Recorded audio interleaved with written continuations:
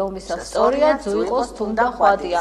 ანუ ლეკვი, მოდით პირდაპირ ვთქვათ, ძუ იქნება თუ ხვადი, ყველა შემთხვევაში ლეკვი ლომის სწორი რუსთაველის აზრით არ არის. კი ბატონო, მაგრამ ლეკვი არის ლომის და ვეფხვის არის ბოკვერი, ხო?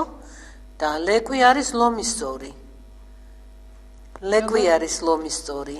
არა, ლეკვი არის ლომის სწორი, რა თქმა უნდა, მაგრამ არა ბოკვერი არ არის ლომის სწორი.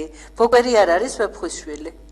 არა, ვეფხვის შვილი, არა, ეხლა რა არის, აქ ლაპარაკი არის სამეფო შთაომავლობაზე, ძუ იყოს თუნდა ხვადი, ანუ ლეკვი შვილი არის მამის სწორი, გინდ გოგო იყოს და გინდ, ანუ თუ როცა მეფობაზეა ლაპარაკი რა, გინდ გოგო იყოს და გინდ ვაჟიო და რუსთაველმა რაც დაგვიხატა, ხო?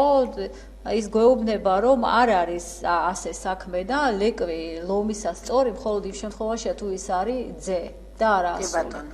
კარგი, მეცადა სხვანაირად დავსვიეთ შეკითხვა, მაგრამ ხო, ვეფხვი საერთოდ არ არის სამეფო ცხოველი. კი, გასაგებია, თუმცა მე ცხოვრებაში რატომ ვეფხვს უფრო ვაღიარე. არა, რესტანი არის ვეფხვი. ანუ იმ შემთხვევაში პირდაპირ გითხრა, რომ ხალი, ანუ ჯერ ხო აი ესე განგვიმარტა ყველანაირად რუსთაველმა თავისი პოზიცია და სათაურშიც გამოიტანა თავისი პოზიცია. ნუ პოემაში სხვა მხრივაც განგვიმარტა, ანუ ამგვარადაც განგვიმარტა, სხვა მხრივაც, როდესაც ვეფხვი სახე მიაკუთვნა ნესტანს, იმიტომ რომ ვეფხვი არ არის მეფე.